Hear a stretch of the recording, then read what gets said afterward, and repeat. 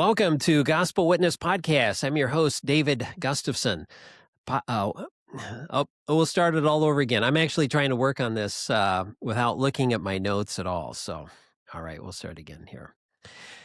Welcome to Gospel Witness Podcast. I'm David Gustafson, your host.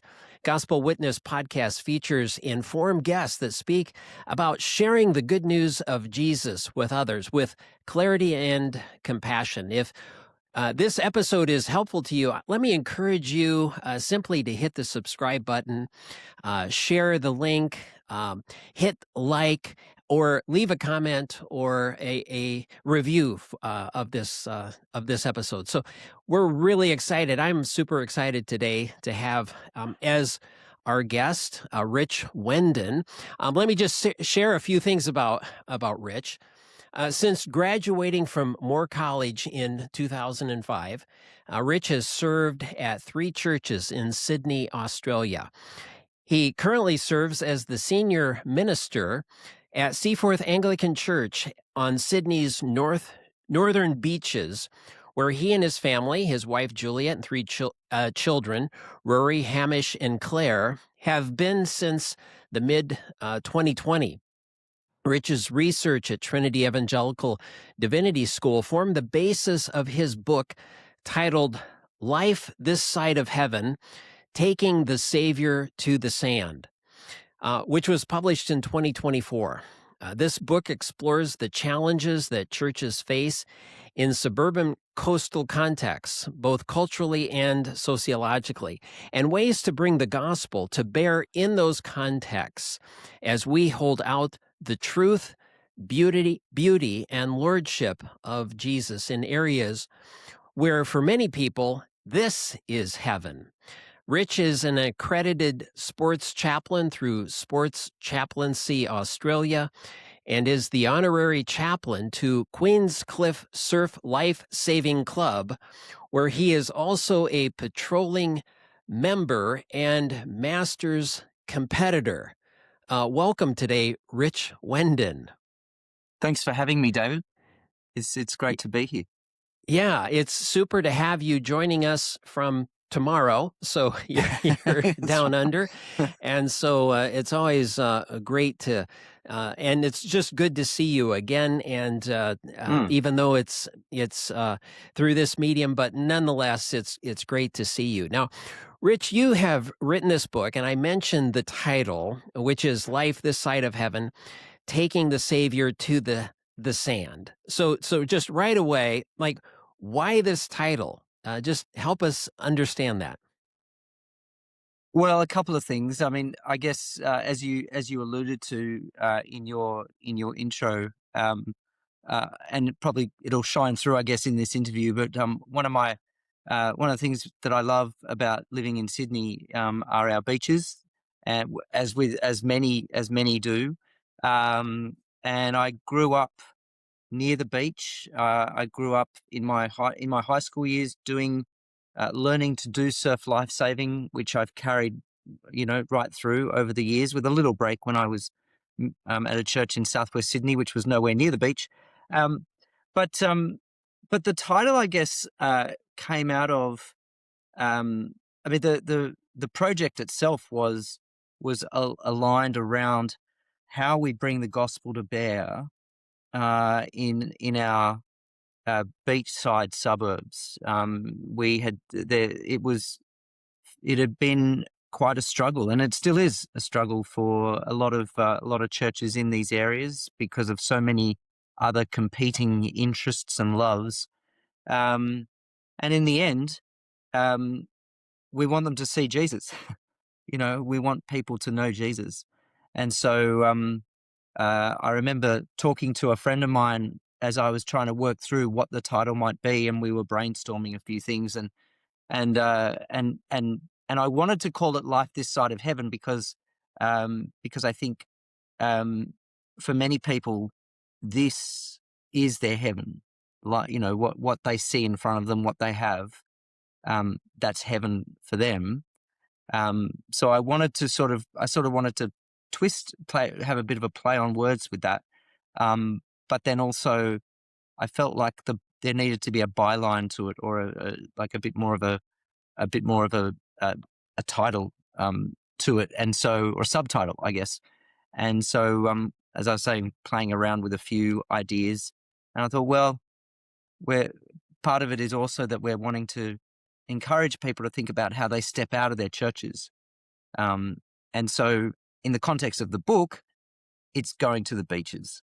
So, taking the Saviour to the sand seemed like an apt an apt subtitle for it. So Yeah, no, yeah. that's great. As you're talking about it, I had a couple things going to mind. One is beach evangelism, which I know isn't just what you're doing. Meaning in the U.S., we would go on spring break or something and go down to like Daytona Beach when I was on staff with Campus Crusade for Christ. Yes. And, we'd share people. But that's not exactly what you're talking about. Well, the other thing that came to my mind was, Jesus certainly went to the beach too, as a fisherman and working, with fishermen, I guess. So he was a carpenter by trade, but obviously with his disciples, it seemed like they spent a lot of time on the beach and camping and, cooking, having campfires and things like that. So certainly you're in good company there with with what you're doing, but you're going to share a little bit more about that, and we're really interested to hear what you're going to be saying. And it's not just because of wherever anybody is listening. They may not be on a coast, but they're going to have places, kind of mission fields in their context that you're going to be able to speak at least principles of how they can penetrate. So we'll get into that.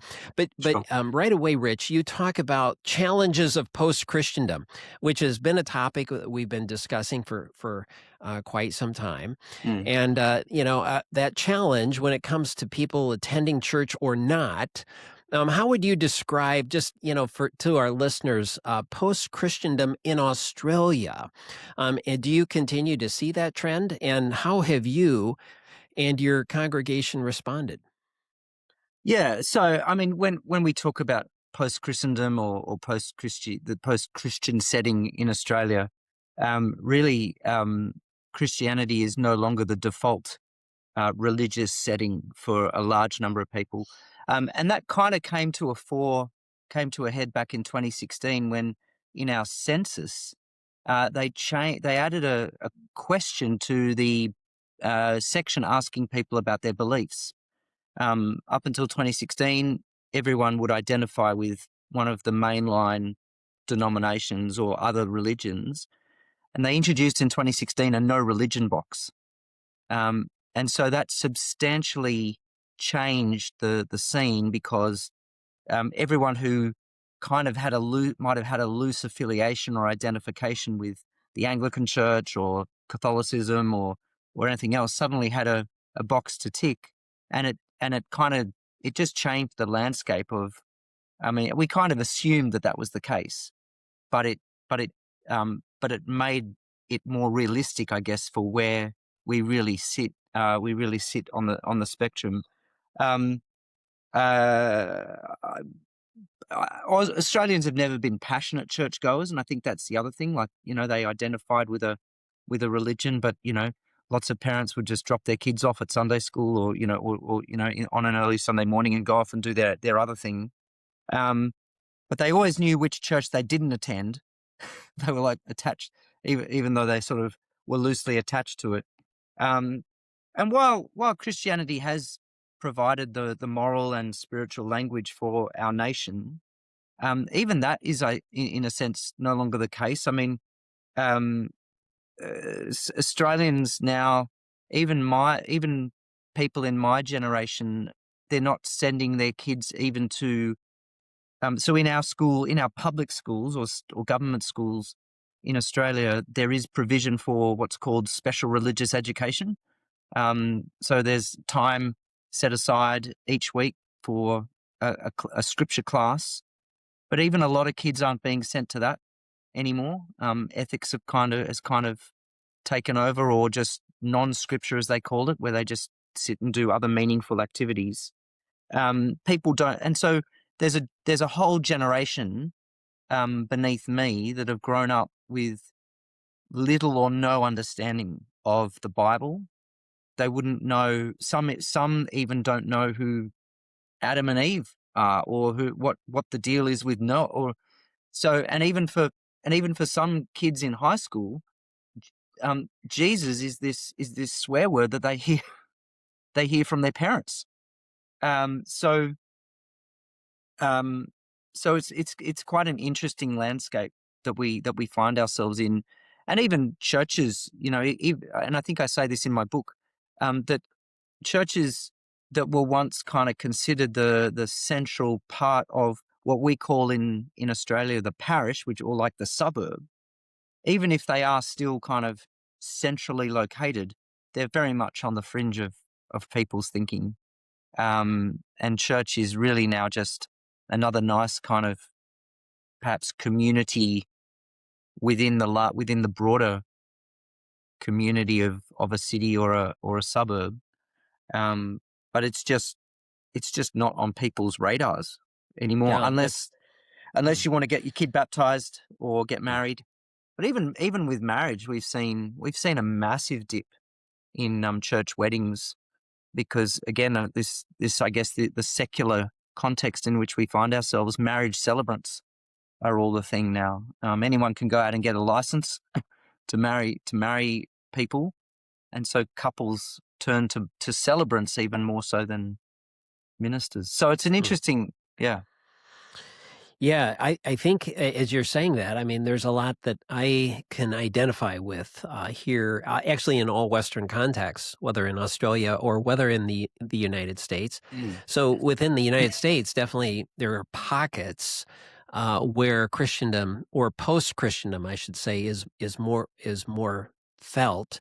Mm. Generally, the coasts, the New England and the West Coast too, and major cities, where there's less understanding of the gospel or who Jesus is, and so that's helpful. And the challenges too, I think, as you explored that, you said Australia has kind of this old connection, and there's some language, but yet that language has been lost.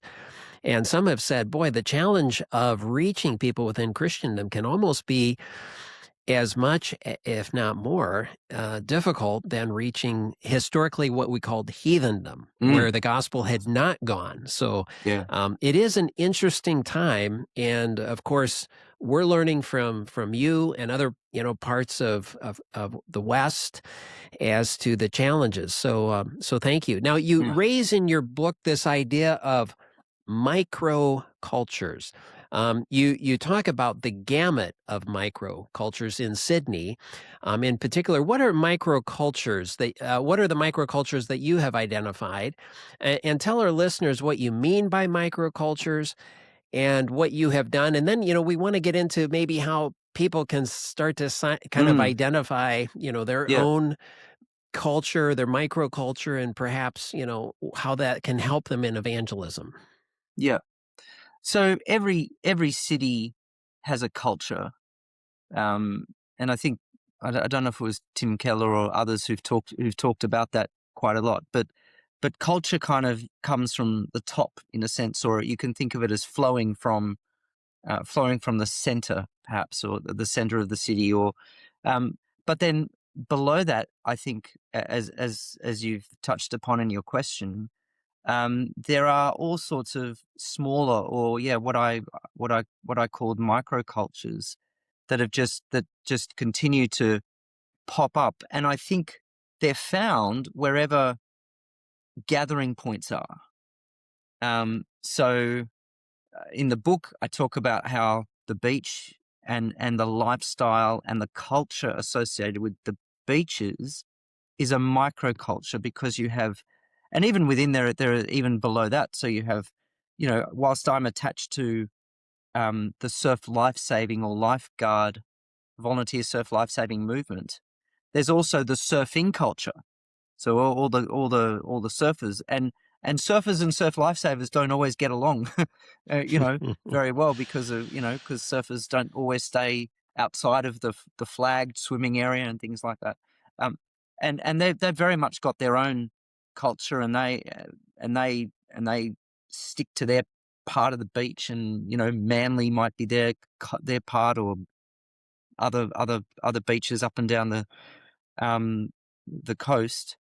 But yeah, wherever gathering points are. So I think microcultures are around, obviously, for us in Sydney, around sport, and particular sporting franchises, if you like. So whether it's rugby league or rugby union or AFL, they're all ball sports, or cricket, or whatever it might be. There are microcultures attached to that, because that's where people sort of they not only gather, but that's for even in Melbourne, which is in Victoria, which is a state south of New South Wales.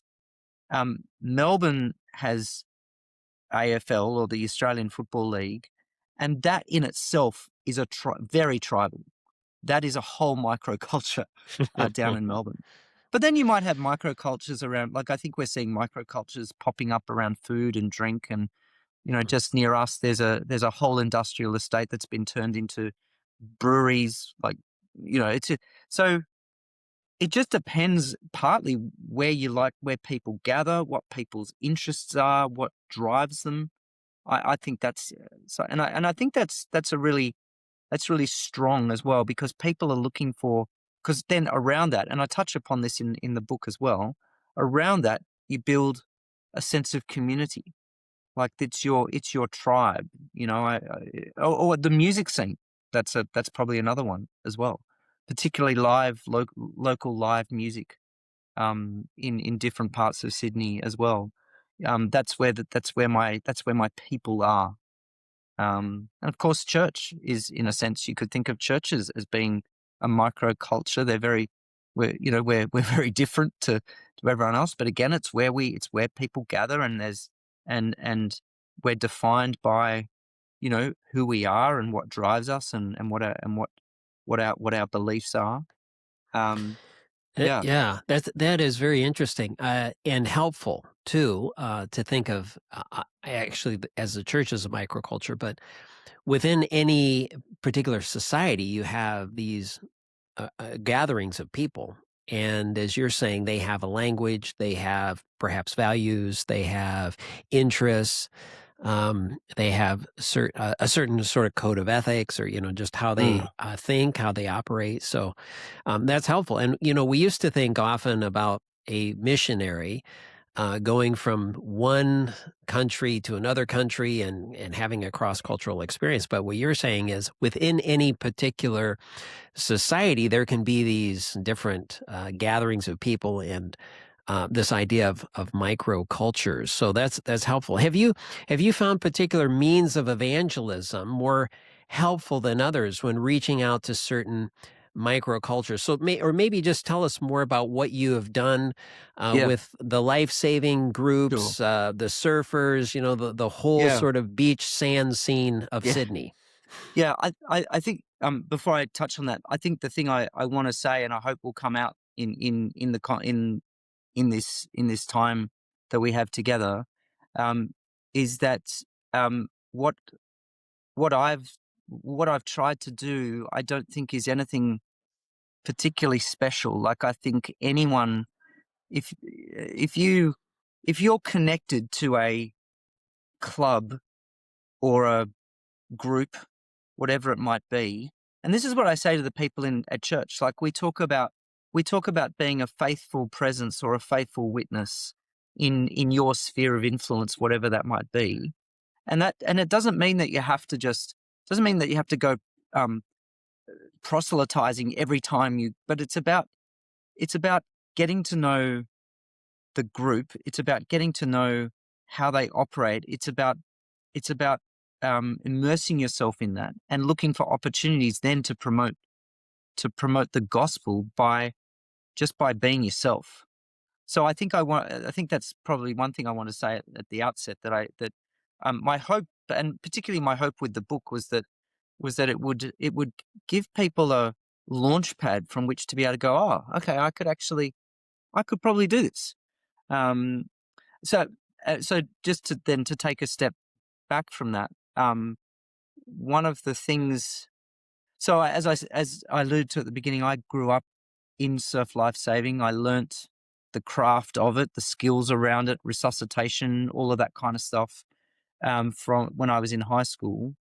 And so even though I moved away from it for about 7 or 8 years, when I came back to it, when I moved back towards the coast to the church prior to this one, it meant that I was able to just slot right back in to that scene because I knew what was needed and I knew the language, if you like, and I knew I knew the culture.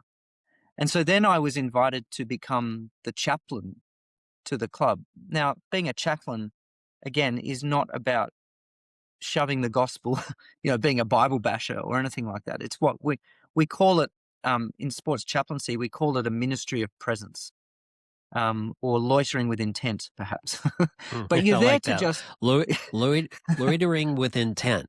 All right, good. So, but you're there, like you're there as a you're there to obviously as part of the establishment and part of the institution. But you're also recognized that you're there as someone who can be a sounding board or a help, when things might go south. And so I was just saying the other day to a couple of people that in my role at Queenscliff, I've had 4 or 5 opportunities to have coffee with guys who are just doing it tough at different stages in life. Now, they're not Christians, but they know that I'm the chaplain. And they know that, I'm available and there for them to have a chat. So I might be getting a bit off topic here, but anyway. No, that's but- great. I but like then- this idea of loitering with intent, Yeah. and having a presence. So the idea of faithful presence, being there with people. I mean, that's that idea of just the strong sort of preposition of being with Yeah. people. And the idea of presence also, some others have talked about more like an incarnational presence. So, we're not like Jesus, who actually No. was God in the flesh, who became incarnate. But that teaches us something, that Jesus came from heaven, took on flesh to be with us, with humans. So Yeah. that idea of that principle of incarnation at least carries, and we can understand something. But I think the idea of the principle of presence is really good. And people want to know that you're interested in them, and that you're there. I made a point when I moved from the south of Sydney to the northern beaches. I made a point of joining Queenscliff first as a clubby, as a club member. Like, I didn't actually at the time have the intention of, I wasn't seeing any opportunities for chaplaincy, but I just wanted to get in and get to know. And I think that's part of the thing. Like, part of this whole idea of evangelism and bringing the gospel to bear on people's lives in your culture or your microculture is working out what makes people tick, like, and what makes your area tick. Like, what are people's loves? What are the different aspects of your suburb or urban area that come together to make it the place that it is? And so I joined Queenscliff because I knew that was a great way of getting to know people, but also I just wanted to, to continue my, continue the way serving in that way, in the community. The opportunity to be chaplain came later. So yeah. Yeah.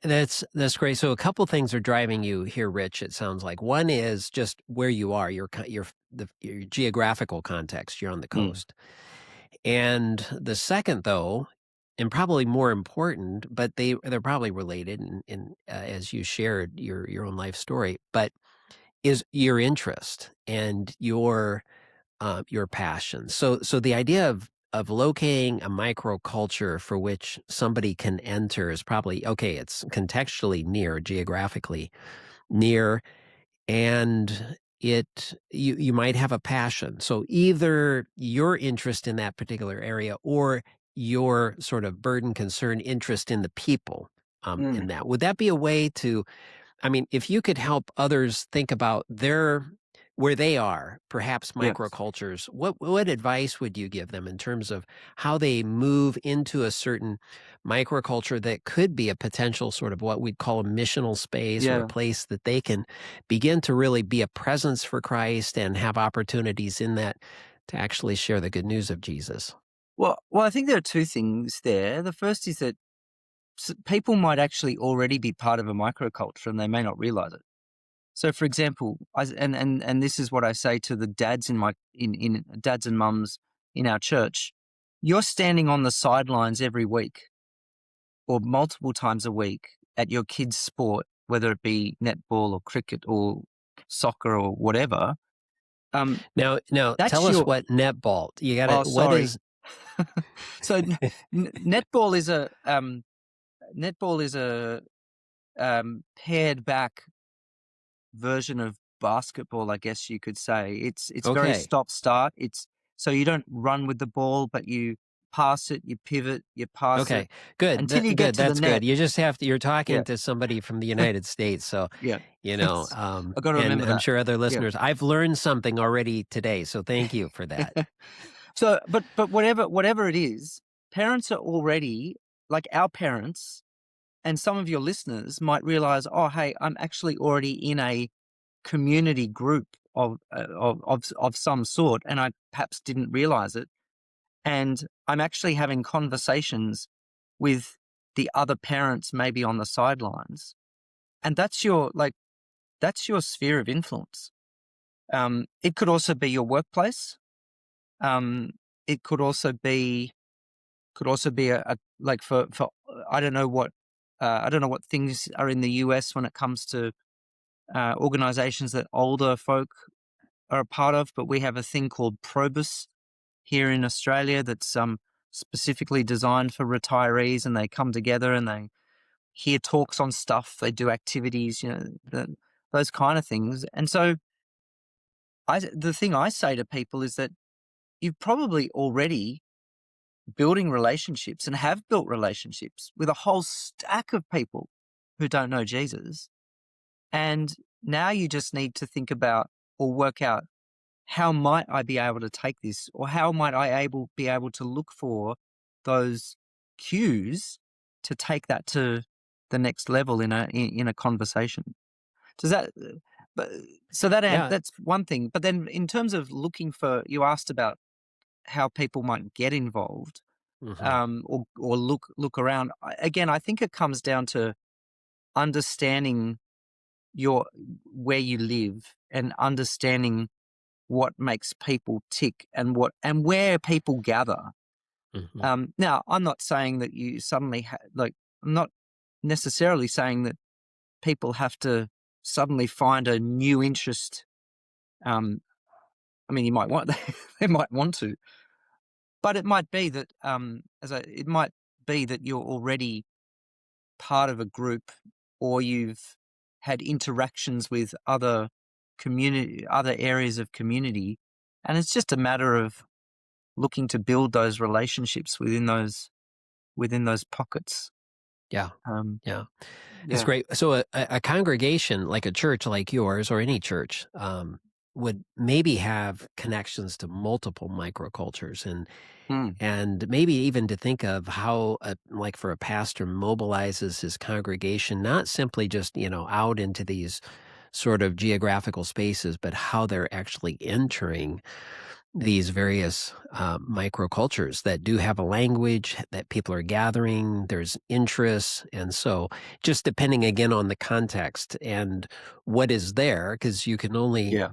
reach what is there, but beginning to discover, maybe just doing some what times we call cultural exegesis, or we're just kind Yes. of investigating and Yeah. looking to see Yeah. what is out there. Now, in your book, you write, and I'm going to read a longer section of it because I think this is helpful. and it goes back to the idea of post-Christendom. You'll talk about, a particular general malaise that perhaps people have, but you write this in your book. It is clear within this context that churches are finding they have to compete with many extracurricular and regular weekend activities. From surf life-saving nippers and other Sunday sport to a strong focus on getting the work-life balance right. From a time-poor culture where often both parents work long hours outside the home to a general malaise about church.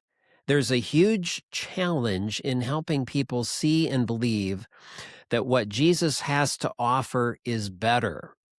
For beachside suburbs, it's my observation, you write, that militant atheism is not the issue.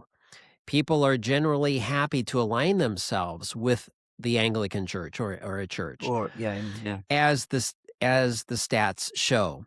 Instead, it's about the call of the gospel to cut through everything else which clamors for people's attention. Great, great concept, great quote there, or, what I've just read. So help us to understand this, Rich. How do we get the attention of people who are indifferent or ambivalent? How are these people perhaps also different than militant atheists? So help us to understand this, and how do we approach this? Yeah, I think I'm still working on that one. Okay. I think, it's a great question, and I think I sort of try to answer it later on in the book, with a few practical, prods, I guess, around what churches can do in their suburbs, but also just in the conversations that we have. And as the quote, as the quote there says, it's part of it is we want to show people that Jesus is better. So I'll give you an example. When I was in southern Sydney, and I was part of a patrol that we would patrol once a month. It was the same kind of team, so I got to know these people over like 5 or 6 years, and the guy who was the captain of our patrol used to talk about living life to the full, um, and he lived just near. He lived about 15 minutes away from the beach, 15, 20 minutes, just down the road from one of the other local Anglican churches, that had Jesus' words of, I've come to bring them life to the full. And so it gave me the opportunity, because I think he was driving past it and his daughter noticed it, and she was also on our patrol.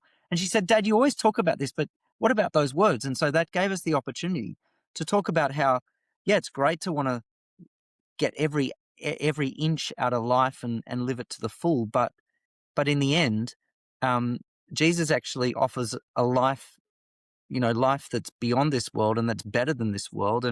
And there are lots of great things about the here and now, but what if it's not just about the here and now? And so that led to, like a longer, broader kind of gospel conversation around those things. And so I really think now that didn't amount to heaps, but it's still got him and his daughter, I think, thinking a little bit. I think this is where also continuing to get alongside people, building relationships with them, and even introducing them to other Christians. Because I don't know what it's like in the US at the moment, but in Australia, we've noticed in the last year or so that it now probably takes about 18 months from the time someone has an initial conversation or is introduced to Jesus for the first time. It's about 18 months to 2 years before they actually really kind of come to a decision about whether they're going to follow him. And so one of the things that we have, it's not a mantra, but one of the kind of strategies that we get our people to think through at our church is around 3 C's. So it's around sharing community with people, then looking for opportunities to communicate the gospel to them, and then giving them that opportunity to commit themselves to Jesus as the Lord. Because I think to cut through that apathy or indifference or malaise or whatever we want to call it, it just takes time, because you've got to unravel, I think, a whole lot of assumptions and ideologies and preconceived ideas even about what Christianity is about, or even, as I mentioned at the beginning, even just showing people the real Jesus, not the Jesus they think they might have known or think that, or maybe they heard about, like in the dim dark past. And as I think you alluded to, I reckon the malaise and the apathy is actually harder than people who perhaps don't have that, don't have those things that they're kind of holding on to. I many years ago, when I was training at Bible college, I was serving at churches on the outer fringes of Sydney, in the western suburbs, where people don't have the kind of money and assets and stuff to latch onto or hide behind, and they're just hungry. They're hungrier. So it's a bit of a caricature, perhaps a bit of a generalization, but we didn't. That's one of the things that we noticed. So I think, community, communicating, giving the opportunity to commit, and realizing that perhaps we've got to take a longer term view on it as well. Yeah, that's great. That's consistent too with, I think, anywhere in the West where post-Christendom is heavily felt. It just takes more time. So there was a day where, especially if we go back to, like, probably a high water mark would be 1950 in the United States, where high percentage of the highest percentage of children were attending Sunday school. So being catechized or being informed, taught about Jesus and that sort of thing. So there was, when you're at the height of Christendom, I mean, and people are very aware of who Jesus is, the miracles he's done, his death on the cross, his resurrection, a promise of his coming again, those kinds of things are very, very well known. It seems like evangelism is often just what you talked about, that third C. So you talked about community, communicating the gospel, I think, and then committing. Is that right? Or yeah. But all we really had to do at one time was just kind of remind people, rehearse the gospel, and help them to commit to Jesus. And you could do that in about a 10 or 15 minute conversation with somebody, perhaps using a gospel tool of some sort. But what you're saying, in a increasingly late Christendom, post-Christendom context, people just don't have that. So what you're finding, that people kind of are entering that seeker, they're in that seeker stage for about 2 years, where they're being exposed to multiple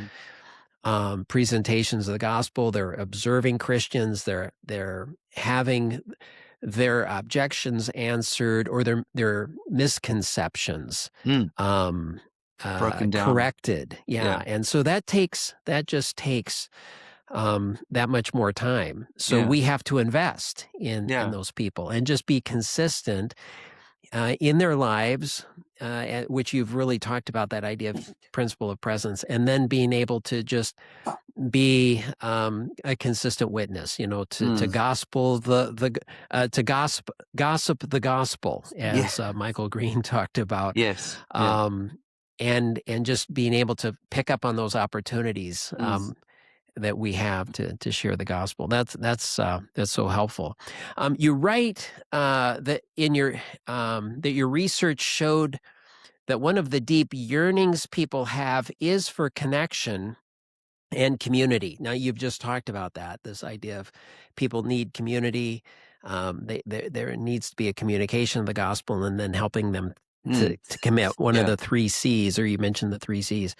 So you go on. Furthermore, when one considers the communities of sporting clubs in general and surf life-saving clubs in particular, there's something about those communities that draws people to them. We've already established that in a post-Christendom context, the attractional method doesn't work. There is, however, something attractive about Christians showing how the gospel has transformed them, particularly when God's people demonstrate the one another passages of Scripture in loving one another and carrying each other's burdens. So that's what you say.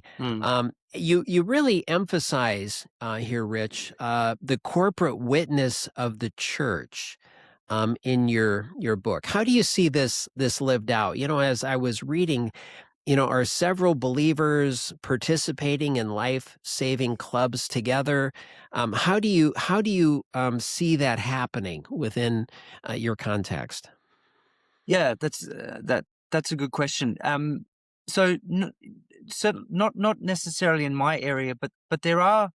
I do know of some churches where they would probably have 3 or 4 people connected to, say, the surf club or some other group or like some other community group. But I think one of the things that I think, I mean, and it's come out there in that quote, that there's an enormous power to and an enormous witness to the church being the church, or God's people just being God's people in whatever situation or context they find themselves. One of the things that the corporate witness, I guess, came out of what I talk about towards the end of the book as embracing an urban spirituality, which the urban spirituality thing is not my idea. Came from a book that I read by a Baptist pastor here who teaches at a missiologist who teaches at one of the other colleges, and she writes about this kind of this urban spirituality where churches need to sort of stick their heads outside the 4 walls and ask, what's God doing in my suburb? Like, what's he doing? What's going on? Where are the touch points? Where are the points of vulnerability? And one of the things that we did for about a year and a half out of that was what's called a prayer walk. I don't know if you've ever heard of that, but it stems right back to like the early days again of the churches when each church had its kind of parish, and they'd walk the boundaries of the parish praying for. Anyway, so a number of churches have taken that on and adopted that of recent times, of just walking the suburb and observing what's going on and praying for different aspects of it. So, we live in a suburb, Seaforth. Our church is located in a suburb that has a massive mix of very, very wealthy landowners and people living in houses that look over part of Middle Harbour, which sort of goes up to the Sydney Harbour. But then pockets of social housing and lower income families. It's this extraordinary mix.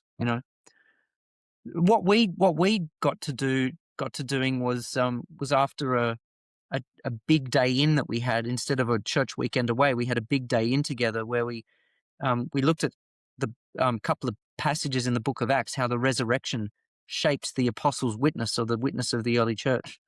And we actually divided the suburb up and divided people into groups and sent them off with a little booklet to observe things and pause at different points and pray for things, and that turned into something that we started doing on a monthly basis.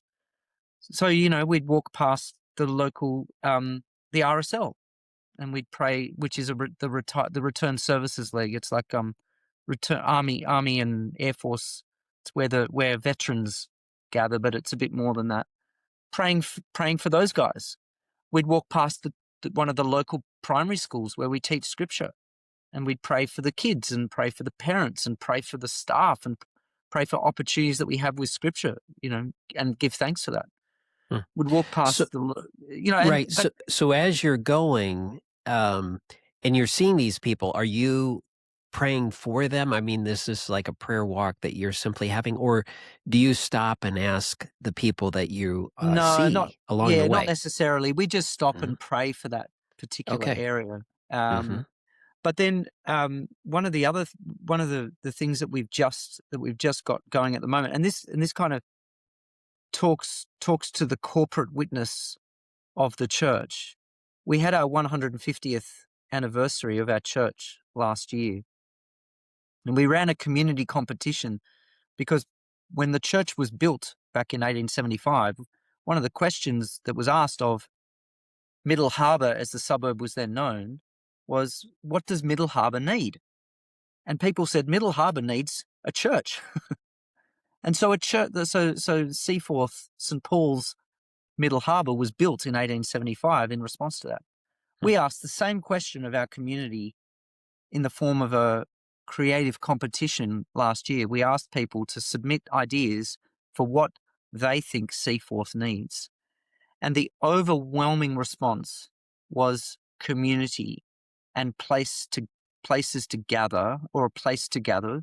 Now, obviously, we are a place to gather, but people don't think of the church necessarily as that kind of space, third space sort of thing. But we have we have like a community space that's underutilized right across the road. And so a small group of people from our church have been gathering together to pray, read the scriptures, and think about what would it look like to connect in a meaningful way in terms of either offering people, trying to be the hands and feet of Jesus, but also just creating a space where people feel like they can be. Because I think, people are so cut off these days. You look at I don't know what it's like in your part of the world, where you live, but when we walked around the suburb, the big thing we noticed is the high walls and the garage, like the gates and the intercoms at the front. You can no longer sort of go up to. This isn't everyone. Like there are still some old houses standing, but by and large, people sort of shut themselves off from the world, and yet there's still this deep yearning for community. People don't know their neighbors anymore. Hmm. So we're trying to, we're trying to rejig that, I guess, a bit by this community connect group that's been established. Yeah, I love the idea of, urban spirituality, doing the prayer walks, observing. I think you talked about people taking notes and just seeing, asking the question, what do you see? I think you alluded to also, where is God at work in your community? That's important in beginning to maybe move in that direction.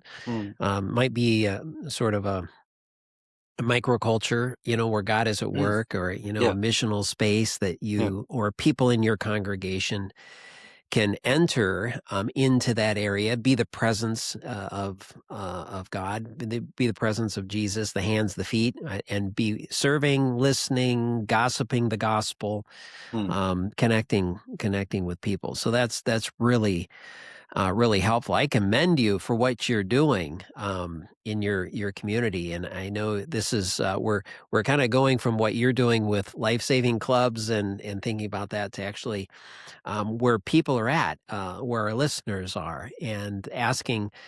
Maybe they've never thought about this. What microcultures are in my community, and maybe in my neighborhood, and what ones am I already connected to, or I have access to, and how can I enter into that community?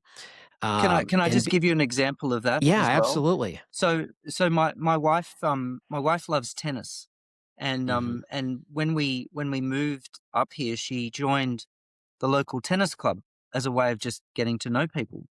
And as people got to know her, and as she got to know the ladies that she was playing with, she would often have some amazing conversations. And it took a while for her to realize that even though she's not a chaplain as such. I said, you're kind of a chaplain by stealth, you know, like you Mm-hmm. not in a good way, you know, not in a not in an underhanded way, but you've already just by virtue of building those relationships and having coffee with those ladies after your matches and your lessons, you've just you've done you've basically done what we've been, you know, what I kind of talk about, what we'd love for many people to do, and I think that's the encouragement. Like, I reckon there are so many people out there who don't realize that they're actually chaplains by stealth. They haven't realized that actually I am being the hands and feet of Jesus in these conversations that I'm having, in the way that I'm perhaps able to care. And and sometimes it's really good to try and take that to the next level, particularly in terms of training and things like that. But it doesn't have to be the case.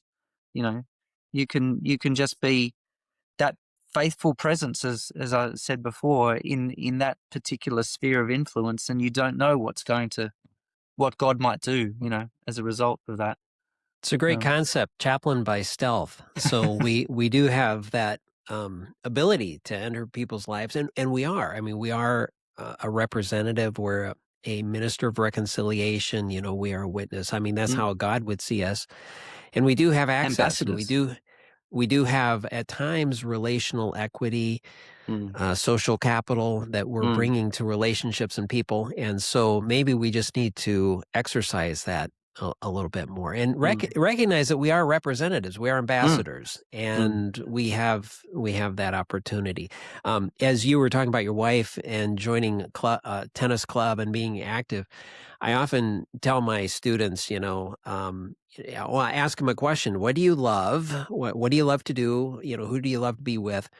And it can't be Jesus. Your answer, okay, we'll assume your first answer, if it's Jesus, okay, well, that one doesn't count. And if it's the church, then that one doesn't count. So what next? What do you love to do? And who do you love to be with that's other than Jesus and the church? And then I say, okay, you have permission to go do that. So if it's tennis or if it's being a part of a life saving surfer club or whatever it is, you should do that. Well, what advice, kind of, you know, as we come to the end here, what advice, Rich, could you give to a listener when it comes to just simply, you know, sharing the gospel, gossiping? We've used that language here, gossiping the gospel. What advice or encouragement would you give to a listener? Yep. It's actually 4 no's, as in KNOW. Okay. 4 no's. An acronym. No. Yeah. Is that what you're saying? Okay. Yeah. So the first one is know your culture. I think it's really important to, as we talked a bit about before, that cultural exegesis of knowing your area and learning what makes people tick and knowing what drives them. That's one thing. The second thing is know your story. So know your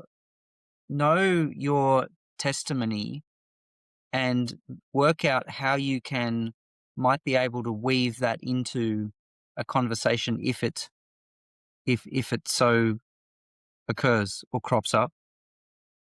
The third one is know the stories in the Gospels.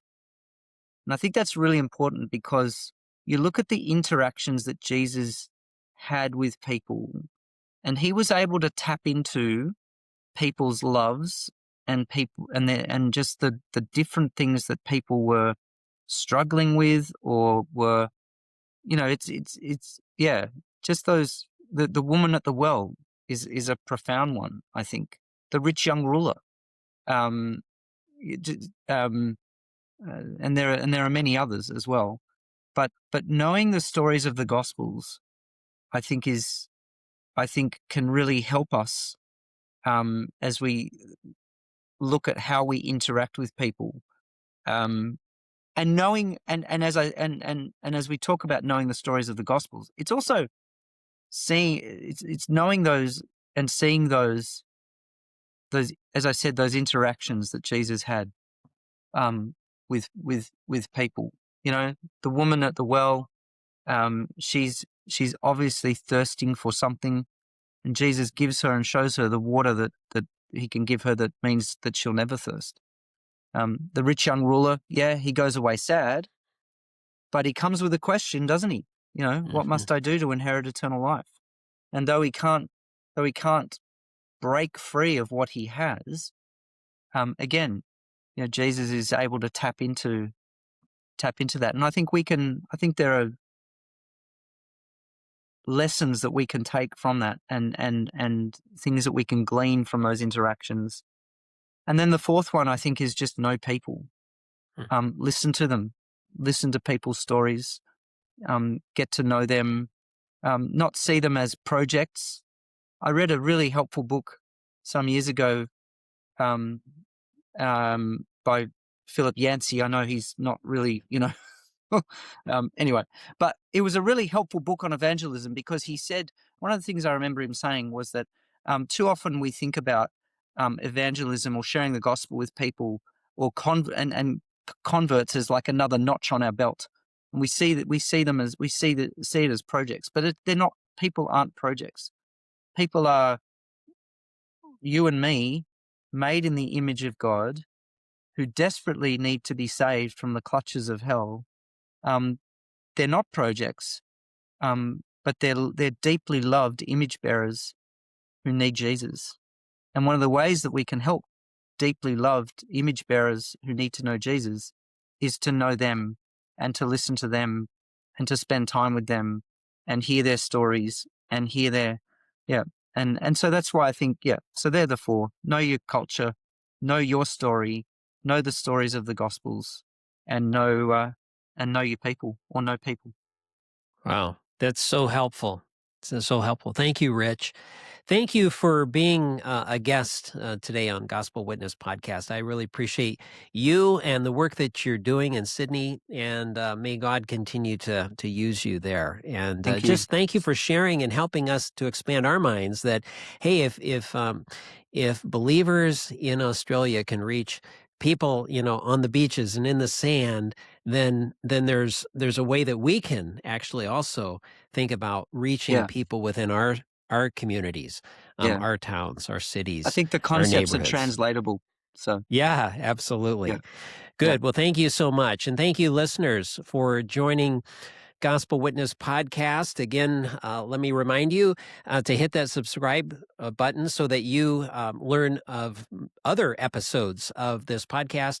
And let me encourage you to visit our website at gospelwitnesspod.com, gospelwitnesspod.com. Thank you so much, and we'll see you next time.